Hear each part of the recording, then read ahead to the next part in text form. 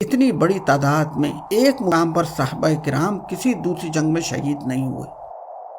اے مدینہ سے محبت رکھنے والوں سنو، مسجد نبوی سے متصل ایک محلہ تھا جس میں بنو نجار کا خاندان رہتا تھا۔ اسی خاندان میں ایک عظیم خاتون ام عمارہ رضی اللہ تعالی عنہا تھی، جن کے دو بیٹے تھے، عبداللہ اور حبیب رضوان اللہ علیہم اجمعین۔ ام عمارہ کو رسول اللہ صلی اللہ علیہ وآلہ وسلم سے بڑی محبت تھی۔ تاریخ میں آپ خاتون احد کے نام سے مشہور ہیں۔ رسول اللہ صلی اللہ علیہ وسلم نے فرمایا کہ غزوہ احد کے دن میں دائیں بائیں جس طرف نظر ڈالتا ام عمارہ ہی لڑتی نظر آتی تھی۔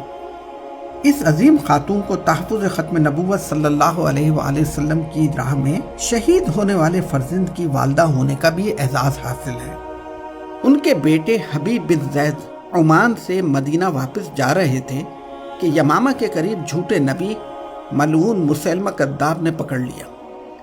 مسیلمہ کذاب گرفتار حبیب بن زید کے جسم کا ایک ایک حصہ کاٹتا جاتا، کہے لگاتا اور پوچھتا جاتا تھا کہ کیا اب تصدیق کرتے ہو کہ مسیلمہ اللہ کا رسول ہے؟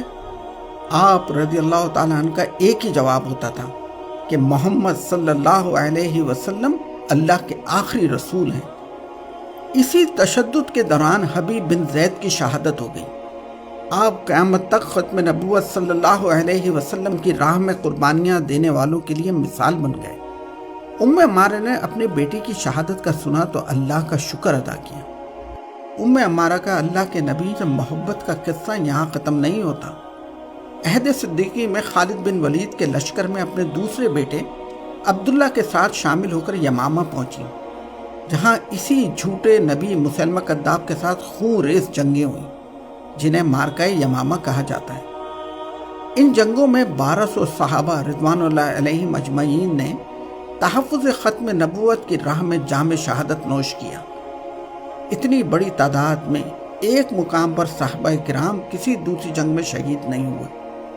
سعودی عرب کے دارالخلافہ ریاض سے 40 کلومیٹر کے فاصلے پر الجبیلہ میں ایک قبرستان ہے، جہاں ختم نبوت صلی اللہ علیہ وسلم کے تحفظ کے لیے شہید ہونے والے یہ جان نثار دفن ہیں۔ رسول اللہ سے محبت رکھنے والوں ذرا غور سے سنو، ام عمارہ، بیٹا عبداللہ اور وحشی بن حرب رضوان اللہ علیہم اجمعین جنگ یمامہ کے دوران اس جھوٹے نبی کو تلاش کرتے کرتے قریب پہنچ گئے اور ایک ساتھ وار کیا، لیکن وحشی کی برچھی نے اس ملعون کو جہنم واصل کر دیا۔ ام عمارہ اس جھوٹے نبی کی موت پر سجدہ شکر بجا لائیں۔ اسی جنگ میں ام عمارہ کا ایک ہاتھ گہرے زخم سے شہید ہو گیا۔ خالد بن ولید نے ان کا بڑے خلوص سے علاج کیا۔ اسی زخم کی وجہ سے عہد فاروقی میں ام عمارہ آخرکار شہید ہو گئیں، رضی اللہ عنہا۔